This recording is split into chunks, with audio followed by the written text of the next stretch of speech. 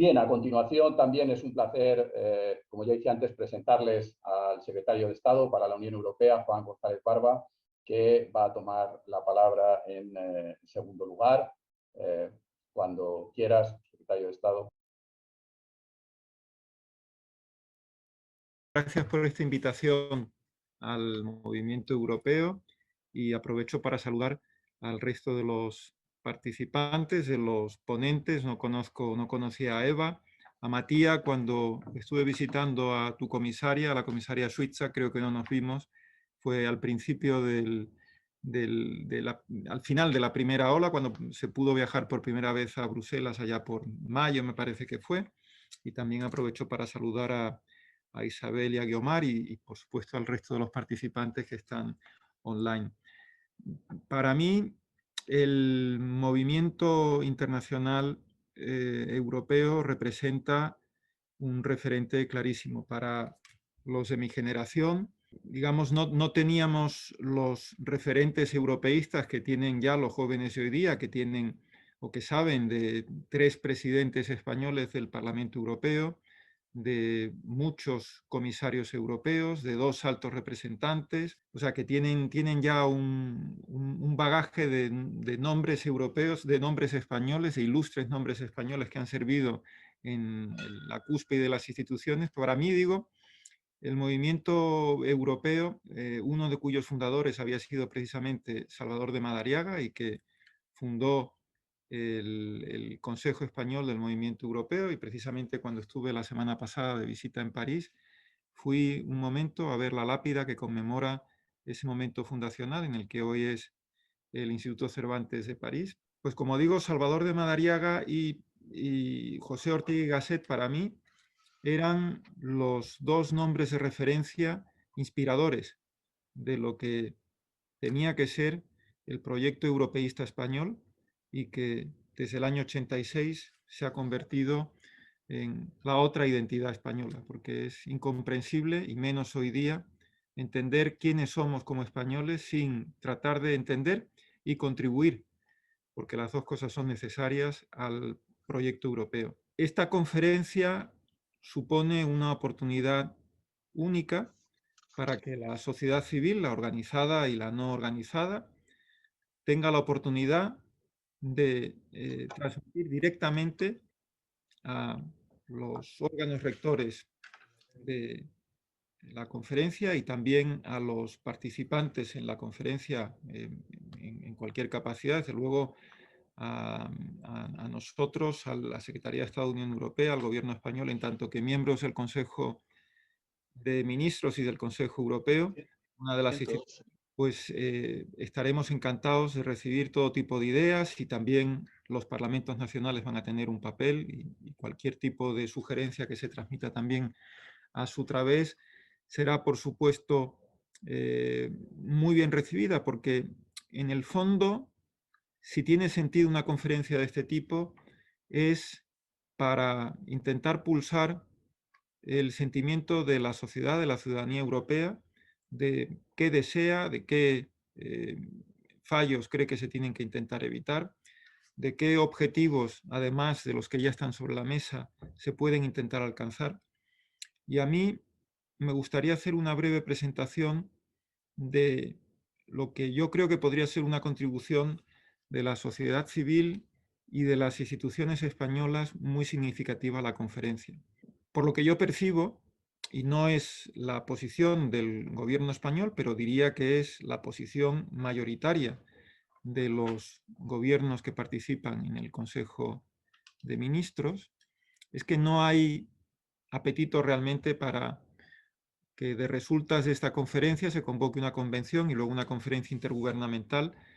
para modificar los tratados. Eso francamente creo que no está ahí, y sería engañarnos si pensáramos que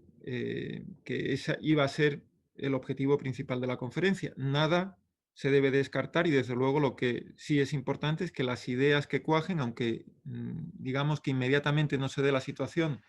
para que se convoque una conferencia intergubernamental,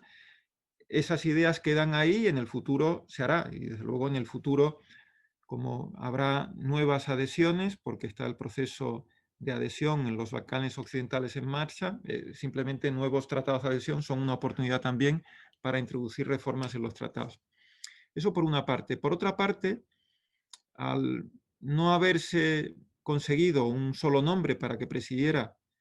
la Conferencia del Futuro de Europa, sino que al final han sido las tres instituciones con sus respectivos presidentes y presidentas los que van a encabezar los trabajos de la conferencia, el riesgo es que las cuestiones que se pongan sobre la mesa son las que ya están en la agenda europea. Básicamente la transición ecológica, la agenda digital, la agenda de inclusividad o el pilar social y luego otros temas candentes de la agenda europea como el Pacto de Asilo y Migración, la Unión Sanitaria Europea, la reforma de la política agrícola común, etcétera, etcétera. Entonces, si al final las propuestas convergen sobre lo que ya se está discutiendo por las instituciones, los ciudadanos se pueden preguntar cuál es el valor añadido de la conferencia, ¿no? Y oyendo a muchos ciudadanos españoles, representantes de agentes sociales y económicos, universitarios, periodistas, parlamentarios en asambleas regionales, no solo en el Congreso, ¿no? Pues porque he realizado varias visitas a lo largo y ancho del territorio español, percibo que podría haber un interés, y es algo que había hablado ya previamente con Pachi, con el presidente del Consejo Federal Español, con Francisco Aldecoa, y es un enfoque de abajo arriba, bottom-up, como se dice, de propuestas que no necesariamente impliquen una modificación de los tratados o los exijan, algunas o parte de ellas sí, pero no todas, y que sean temas de debate que interesen directamente a los ciudadanos europeos. Entre estos 4 temas que hemos detectado, uno de ellos tiene que ver con la ciudadanía europea y creemos que existe margen para profundizar el Estatuto de la Ciudadanía Europea, y luego me referiré con un poco más de detalle, pero no mucho, porque son 10 minutos lo que tengo. El segundo tema de abajo arriba sería la importancia cada vez mayor que tienen las entidades locales, especialmente las ciudades, las áreas urbanas, y ver de qué manera se podría aumentar o incrementar su participación en la gobernanza europea. En tercer lugar, paso a las regiones, tema muy importante en un Estado complejo como es el español, y ya que la inclusividad es uno de los principios motores de la agenda europea que está sobre la mesa, pensamos que también es necesario dar un enfoque regional a la inclusividad y desarrollar un artículo, el 174 del Tratado de Funcionamiento de la Unión Europea, que pone el foco en 4 situaciones de desventaja regionales, cuál es, en primer lugar, la insularidad, en segundo lugar, la escasa densidad de población, en tercer lugar, el carácter montañoso de la región o de la comarca, y en cuarto lugar, el carácter transfronterizo. Pensamos que existe margen para visibilizar aún más la situación de desventaja en que se encuentran estos tipos de regiones, y especialmente en el caso de España hay 2 que nos parecen muy importantes. Una, el reto insular, ya que de los 2 archipiélagos, uno, las Islas Canarias, tienen un régimen especial de las regiones ultraperiféricas, pero no así las Baleares, y las Baleares, como otras islas pobladas en el Mediterráneo y también en los otros mares europeos, en el Báltico, en el Mar del Norte, han sufrido especialmente el embate de la pandemia, especialmente aquellas islas más dependientes del turismo. Y cuando se piensa que la caída del Producto Regional Bruto en Baleares el año pasado ha sido de un 27%, es una magnitud escalofriante. Hay que ir allí y hablar con los habitantes, con los representantes de las instituciones, de los agentes sociales y económicos, de los medios de comunicación, para ver hasta qué punto la situación es seria. Y luego en España sufrimos, como en otras partes de Europa, el reto demográfico y de hecho hay algunas regiones, 3 de ellas, que han suscrito la Declaración de Talavera con provincias.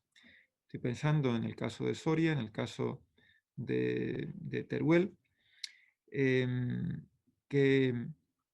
se encuentran con unas densidades de población casi propias de regiones árticas, ¿no? Estamos hablando de un 9, de un 10, de un 11% de densidad de población. Este es un reto grande y que la nueva agenda digital y la agenda de transformación ecológica tienen que tener una cierta perspectiva también para ver qué se hace para intentar revertir esta tendencia de despoblación de las áreas rurales. Y finalmente también pensamos que el deporte, que está muy ausente en la agenda de las instituciones europeas, tendría que tener una plaza más importante, especialmente los aspectos simbólicos del deporte. Estos son los 4 temas que hemos visto que podrían, si se enfocan y se abordan desde todos los ángulos, podrían dar lugar primero a un debate que interesara al grueso de la población, que podría dar lugar a propuestas novedosas y propuestas que no serían especialmente difíciles de llevar a la práctica. Paso entonces al primero de los puntos al que me referí, la ciudadanía europea, y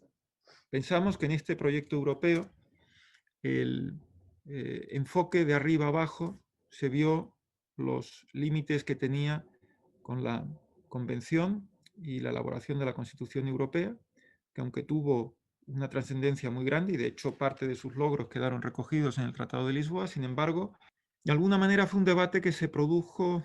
con cierta desconexión del electorado europeo y de hecho cuando se sometió a referéndum, como recordaréis, dos estados o las poblaciones de 2 estados, la francesa y la neerlandesa, lo rechazó en referéndum, lo que provocó una primera crisis, la crisis institucional, a la que luego se sumaría la crisis del euro, la crisis migratoria y finalmente la crisis del Brexit. 4 crisis a la que se suma la de la pandemia, que esta sí es la más exógena de todas y que curiosamente ha dado una respuesta de optimismo europeísta con lo que ha sido el instrumento Próxima Generación, con lo que ha sido una estrategia de vacunación, incluida la campaña de vacunación a nivel europeo, con propuestas muy ambiciosas de crear una Unión Sanitaria Europea y dentro de este contexto la conferencia sucede en el momento más oportuno. La ciudadanía europea, como quizás recordaréis, o si no os digo yo, fue una iniciativa que tuvo su origen en el entonces gobierno de Felipe González y que se plasmó por primera vez en el Tratado de Maastricht. Y ahí, por vez primera, se habla, además de la ciudadanía que a cada uno corresponde en función del país donde ha nacido, del Estado miembro al que pertenece, hay otra ciudadanía común que se ha ido llenando de contenido paulatinamente. Pensamos que existe la posibilidad, en primer lugar, de adecuar, en la medida de lo posible, el pronunciamiento abstracto de aquello a lo que tiene lugar, a lo que tiene derecho el ciudadano europeo, como por ejemplo la libertad de movimiento y residencia, con lo que ha sido su plasmación concreta a través del desarrollo de la legislación derivada. Y, por ejemplo, en lo que se refiere a libertad de movimiento, de circulación y residencia, está de alguna manera todavía con cierto sesgo a favor del trabajador por cuenta ajena. Entonces, hay margen para intentar que la plasmación concreta a través de reglamentos y directivas se aproxime a la máxima potencialidad del enunciado. Esa es una de las cuestiones que yo creo que puede ser objeto de debate a lo largo de la conferencia y de máximo interés para vosotros, para los ciudadanos europeos, los ciudadanos y las ciudadanas europeas. En algunos otros casos se podría intentar expandir lo que entendemos por ciudadanía europea y de alguna manera hacer colgar de este concepto, expandiéndolo, algunos de los programas más exitosos de la Unión Europea, como por ejemplo el programa Erasmus. habría que hacer una adecuación. No querría decir que sería un derecho absoluto de todo joven estudiante, escolar, universitario, en prácticas, de la misma manera que el derecho a la vivienda no es un desideratum más que un derecho que puede ser exigido ante los tribunales y, sin embargo, está presente en la Constitución española. ¿Esto qué resultados podría tener? Pues, por ejemplo, que cuando la Comisión, como ha hecho ahora en su propuesta inicial para debatir el marco financiero plurianual, proponga una asignación mucho más, muy superior a la que al finalmente retuvo el Consejo, que fue luego ligeramente elevada por el Parlamento Europeo, que las dos instituciones más integracionistas, por así decirlo, del proyecto europeo, el Parlamento y la Comisión Europea, tengan un arma adicional para intentar convencer al Consejo, convencernos a nosotros, los Estados miembros, de que invertir en la asignación de un programa como el Erasmus es invertir en la creación de Europa, porque es invertir en la formación de los ciudadanos europeos, aquellos que nos sentimos implicados en el proyecto europeo en toda su inmensidad. Hay otros proyectos, otros programas más novedosos, como es el Cuerpo de Voluntarios Europeos, que está en fase de trílogo, que también podría tener un buen engarce en lo que es el concepto de la ciudadanía europea. Es un resumen, no quiero extenderme más porque ya me estoy pasando del tiempo, pero como veis, creo que este es un debate que si nos podemos todos a pensar y ver qué elementos adicionales se podrían incluir en la ciudadanía europea, el conjunto, con aportaciones desde España y con aportaciones desde el resto de los 26 Estados miembros, podría ser algo novedoso y algo que quedara de la participación de los ciudadanos europeos en este debate. No está recogido de manera expresa en la declaración interinstitucional, pero como ha dicho Eva antes y ha dicho también Luis Norberto y Francisco, la declaración institucional es lo suficientemente amplia para que todo quepa en este debate. Ya paro aquí, que hay otros intervinientes. Yo